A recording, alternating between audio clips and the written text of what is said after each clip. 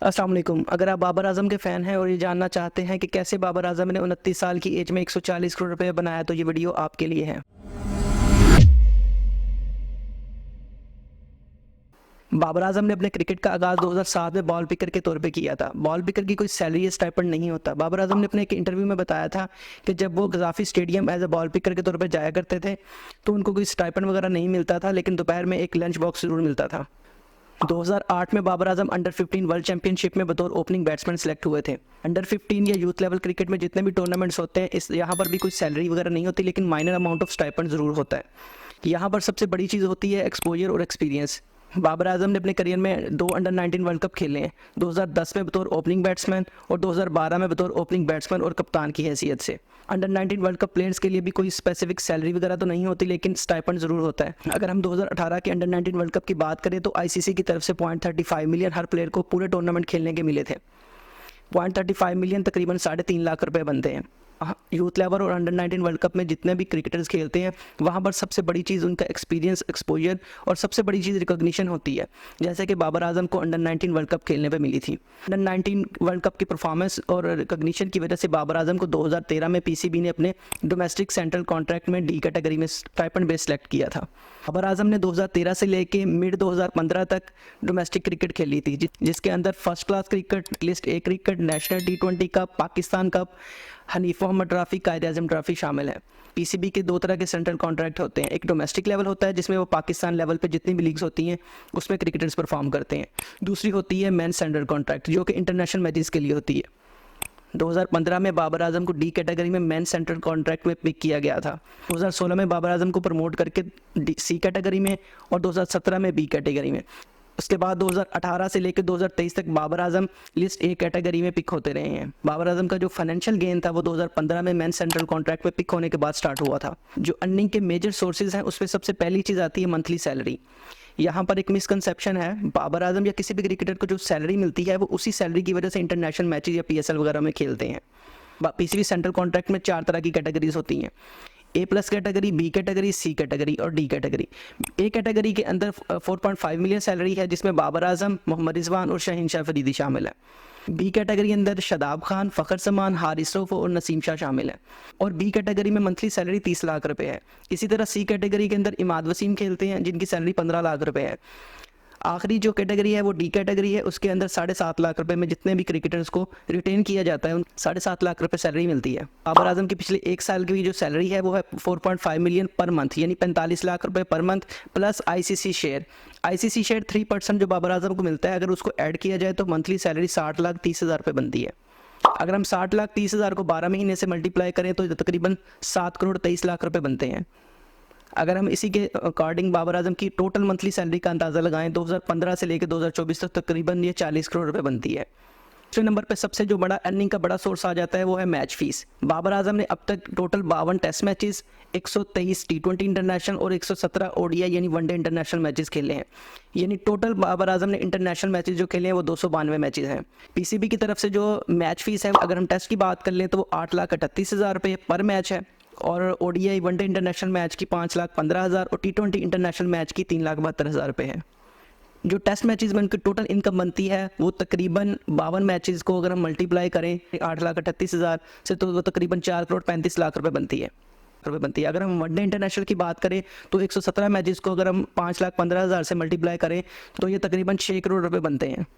अगर हम बाबर आजम के 123 T20 इंटरनेशनल मैचेस को मल्टीप्लाई करें 3,72,000 से तो ये तकरीबन 4,57,56,000 रुपये बनते हैं। अगर हम तीनों फॉर्मेट के 292 मैचेस को कैलकुलेट करें तो ये तकरीबन 15 करोड़ रुपये अमाउंट बनती है। बाबर आजम की इनकम का जो पहला सोर्स था वो थी उनकी मंथली सैलरी, दूसरा सोर्स था उनकी मैच फीस, तीसरा सोर्स जहां से बाबर आजम बहुत ज़्यादा अर्निंग करते हैं वो है पीएसएल, पाकिस्तान सुपर लीग। साल 2016 में पीएसएल के इनॉग्रेल सीजन में बाबर आजम को इस्लामाबाद यूनाइटेड ने $25,000 में सिल्वर कैटेगरी में पिक किया था। 2017 में इस्लामाबाद यूनाइटेड ने बाबर आजम को रिलीज़ कर दिया था और कराची किंग्स ने $70,000 में गोल्ड कैटेगरी में बाबर आजम को पिक किया था। इसी तरह 2018 में बाबर आजम को प्रमोट करते हुए कराची किंग्स ने रिटेन किया था और $85,000 में रिटेन किया था। 2019 के पीएसएल में बाबर आजम को कराची किंग्स ने सबसे हाईएस्ट कैटेगरी प्लाटिनम कैटेगरी में $1,60,000 में पिक किया था। 2020 में $1,47,000 प्लाटिनम कैटेगरी, 2020 प्लाटिनम कैटेगरी $1,70,000, 2021 में बाबर आजम को कराची किंग्स ने अगेन $1,70,000 में, 2022 जो कि लास्ट सीज़न था बाबर आजम का कराची किंग्स के साथ, उसमें बाबर आजम को प्लाटिनम कैटेगरी में $1,70,000 में रिटेन किया था। बाबर आजम ने अब तक पीएसएल के टोटल 9 सीज़न खेले हैं। उन 9 सीज़न के अंदर बाबर आजम ने टोटल जो अर्निंग की है वो $11,47,000 है और उन्होंने पीएसएल से टोटल अर्निंग जो है वो 32 करोड़ रुपये की है। पीएसएल के अलावा बाबर आजम ने T20 इंटरनेशनल लीग्स में भी खेला है। 2017 में बाबर आजम सीपीएल की टीम गुयाना अमेजन वेरियर में $20,000 में पिक हुए थे। 2019-20 में बाबर आजम ने विटालिटी ब्लास्ट जो कि इंग्लैंड की T20 लीग है वहाँ पर भी 2 सीज़न खेल चुके हैं। विटालिटी ब्लास्ट में बाबर आजम ने सोमरसेट की टीम के साथ 95,000 में पर ईयर डील फिक्स की थी। 2023 में बाबर आजम लंका प्रीमियर लीग में भी कोलंबो स्ट्राइकर के लिए खेले हैं। लंका प्रीमियर लीग में बाबर आजम $85,000 में पिक हुए थे। 2024 में बांग्लादेश प्रीमियर लीग यानी BPL ये जो 4 T20 international leagues Babar Azam ने खेली हैं, यहाँ पर टोटल अर्निंग बाबर आजम की $2,80,000 है, जो कि तकरीबन पाकिस्तानी 8 करोड़ रुपए बनती है। ये यानी PSL का 32 करोड़ और दूसरी T20 इंटरनेशनल फ्रेंचाइजीज़ का 8 करोड़, टोटल ये 40 करोड़ रुपये बनता है। बाबर आजम के यहाँ पर 3 एरियाज ऑफ इनकम जो है, बाबर आजम की मंथली सैलरी, मैच फीस और PSL और इंटरनेशनल लीग्स को सम करें तो ये तकरीबन 95 करोड़ रुपए बनते हैं। Player of the match, Babar Azam ने अब तक टोटल 52 टेस्ट मैचेस खेले हैं जिसके अंदर वो सिर्फ एक दफ़ा player of the match award win कर चुके हैं। वनडे इंटरनेशनल के 117 मैचेस में बाबर आजम 13 दफ़ा player of the match award win कर चुके हैं और T20 T20 इंटरनेशनल में बाबर आजम टोटल 9 दफ़ा player of the match award win कर चुके हैं। बाबर आजम की कार्स की बात करें, जब क्रिकेट का स्टार्ट किया था तब बाबर आजम ने एक पुरानी BMW परचेज़ की थी। जैसे जैसे वो क्रिकेट में ग्रो किया तो उन्होंने अपनी favourite car Audi A5 purchase की। अप्रैल 2022 में ऑस्ट्रेलिया पाकिस्तान में टेस्ट सीरीज़ और ODI सीरीज़ के लिए आई थी और पाकिस्तान ये ODI सीरीज़ विन कर गया था और इस हिस्टोरिकल सीरीज़ को विन करने पर बाबर आजम को बैक BJ40+ जीप गिफ्ट के तौर पर मिली थी। PSL 2024 में बाबर आजम ने इस्लामाबाद यूनाइटेड के अगेंस्ट सेंचुरी स्कोर की थी। इस बाबर आजम को MG HS Essence 1.5T car जो है वो गिफ्ट के तौर पे मिली थी और इसके बाद आ जाती है फाइनल उनकी Audi e-tron GT। 2024 में बाबर आजम के बड़े भाई ने बाबर आजम को Audi e-tron GT गिफ्ट के तौर पे दी थी जिसकी वैल्यू बाबर आजम के भाई ने 8 करोड़ रुपए क्लेम की थी और मुबशर लुकमान साहब ने इसी गाड़ी के गिफ्ट देने पर बाबर आजम पर मैच फिक्सिंग के एलिगेशंस लगाए थे।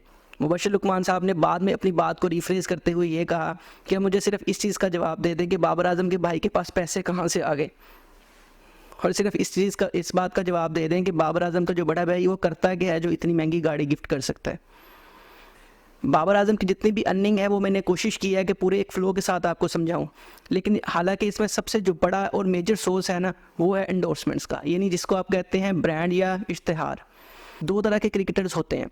एक क्रिकेटर वो होते हैं जो क्रिकेट खेल के पैसा बनाते हैं, एक क्रिकेटर वो होते हैं जिनकी ब्रांड वैल्यू बहुत हाई होती है। आपने अक्सर नाम सुना होगा Babar Azam, Shahid Afridi, Virat Kohli, Chris Gayle West Indies से। ये नाम इतने बड़े नाम क्यों हैं? क्योंकि इनकी ब्रांड वैल्यू बहुत हाई है और जिस क्रिकेटर की ब्रांड वैल्यू हाई होती है वो अपनी क्रिकेट से पैसा नहीं बनाता, वो एक्चुअली में पैसा जो है वो एंडोर्समेंट्स यानी वो एडवर्टाइजमेंट्स करते हैं, वहाँ से पैसा कमाता है। मुख्तलिफ कंपनीज़ के साथ एज अ ब्रांड एम्बेसडर काम करता है। एंडोर्समेंट्स की बात कर लें तो बाबर आजम इस टाइम पे ब्रांड एम्बेसडर हैं पेप्सी के। सबसे बड़ी चीज़ ये है कि वो इंटरनेशनल एक ब्रांड है, तो अक्सर एज अ व्यूवर हम ये चीज़ सोच रहे होते हैं कि बाबर आजम एक पेप्सी के ऐड में आया है या वो यूफोन के ऐड में आ रहे हैं आजकल, तो हम ये सोचते हैं कि शायद वो 5-10 सेकंड के क्लिप के लिए उन्होंने उनसे चार्ज किया होगा 20-50 लाख या जितना भी हम रैंडम सोच रहे होते हैं। हालांकि ऐसा नहीं होता, वो एक्चुअली में वो ब्रांड एम्बेसडर के तौर पे काम कर रहे होते हैं। वो उस एडवर्टाइजमेंट या ऐड के अंदर भी आते हैं, मुख्तलिफ पोस्टर्स पे भी आपको नजर आएंगे। ब्रांड एम्बेसडर वो होता है जो एनुअल बेसिस में चार्ज करता है। वो डिपेंड करता है जिस कंपनी के साथ वो कमिटमेंट करता है कि उसकी अपनी वैल्यू कितनी है। बाबर आजम कितना चार्ज करेंगे वो डिपेंड करता है कि अगली कंपनी की वैल्यू कितनी है। लाइक पेप्सी जो है वो एक इंटरनेशनल ब्रांड है, तो यहाँ पर अगर हम अंदाजे से कुछ अज्यूम भी करना चाहें ना तो ये तकरीबन 12 महीने का 20 करोड़ रुपया, 15 करोड़ रुपया, 10 करोड़ रुपया काफ़ी हाई अमाउंट जो है वो चार्ज करते हैं। टाइम जो मेजर कंपनीज है जिसके बाबर आजम ब्रांड एम्बेसडर के तौर पर काम कर रहे हैं वो है Pepsi, Ufone, Vivo, HBL, bank Alfalah, credit book, Takaful insurance, Panther tyres, Gatorade sport drink. Babar Azam खुद भी ग्रेनिकल्स का बैड यूज़ करते हैं और ग्रेनिकल्स के ब्रांड एम्बेसडर भी हैं। इसके अलावा नून ऐप और हेड एंड शोल्डर के साथ भी Babar Azam as a brand ambassador काम कर चुके हैं। बाबर आजम की ब्रांड वैल्यू बहुत हाई है, इसलिए बाबर आजम ने मुबशर लुकमान साहब पे केस भी इसी चीज़ का किया, डिफेमेशन का। बाबर आजम इतनी एक हाईलाइटेड पर्सनैलिटी है पाकिस्तान की, कोई भी बंदा बाबर आजम के अगेंस्ट नेगेटिविटी फैला के या उनके ऊपर मैच फिक्सिंग के एलिगेशंस लगा के पब्लिक के अंदर उनको डिफेम करने की कोशिश करेगा तो ऑब्वियसली जो उनकी ब्रांड वैल्यू है बिल्कुल डाउन साइड चली जाएगी। जब किसी क्रिकेटर के ऊपर मैच फिक्सिंग के एलिगेशंस लगते हैं, जितना भी हाई रैंक क्रिकेटर हो तो उसका डाउनफॉल स्टार्ट हो जाता है। इसलिए बाबर आजम ने मुबशर लुकमान साहब पे डिफेमेशन का केस किया था। 6 नवंबर 2023 के जियो न्यूज़ के एक आर्टिकल में आप देख सकते हैं कि बाबर आजम को 1xBet की तरफ से एक ईमेल रिसीव हुई थी। उसमें बाबर आजम के लिए एक ऑफ़र थी कि 250 मिलियन पाकिस्तानी रुपीस यानी 25 करोड़ रुपए सालाना पे वो उनके साथ ब्रांड एम्बेसडर के तौर पे काम करें। बाबर आजम ने ये ऑफ़र रिजेक्ट कर दी। यहाँ पर मैं आपको एक चीज़ क्लियर कर दूँ कि बैटिंग कंपनी का हरगिज़ ये मतलब नहीं है कि ये कोई ग्रे निकल्स की तरह बैट बनाने की कोई कंपनी है। बैटिंग वर्ड डिराइव हुआ है बैट से। बैट का मतलब होता है शर्त लगाना, और ये इस्लाम में हराम है, और बाबर आजम ने यही कहते हुए उस ऑफ़र को रिजेक्ट कर दिया था। इसके अलावा बाबर आजम की सोर्स ऑफ इनकम में एक चीज़ और है, captaincy allowance. Babar Azam as a captain भी परफॉर्म कर रहे हैं। फॉर एग्जांपल आप सरफराज अहमद की बात कर लें, सरफराज अहमद बैट्समैन भी थे, विकेट कीपर भी थे और कैप्टन भी थे, तो ऑब्वियसली उनको बैटिंग, विकेट कीपिंग और कैप्टनसी के अलग से अलाउंसेस मिलते होंगे। बाबर आजम ने अपनी youth level cricket, under 19, domestic level cricket और इंटरनेशनल के 292 मैचेस, PSL, उनकी मंथली सैलरी, उनकी match fees, international T20 leagues, player of the match awards और एंडोर्समेंट को अगर हम टोटल चीज़ों को सम अप करें तो मेरा नहीं ख्याल कि ये 140 करोड़ से कम वैल्यू बनती है। अगर उनकी फ़िज़िकल जो उन्होंने क्रिकेट परफॉर्म की है उनकी वैल्यू ही 100 करोड़ रुपए बनती है, तो एंडोर्समेंट से तो वो काफ़ी ज़्यादा अर्न कर चुके होंगे। ऑब्वियसली कोई भी बंदा अपनी जो इनकम होती है उसको रिवील नहीं करता।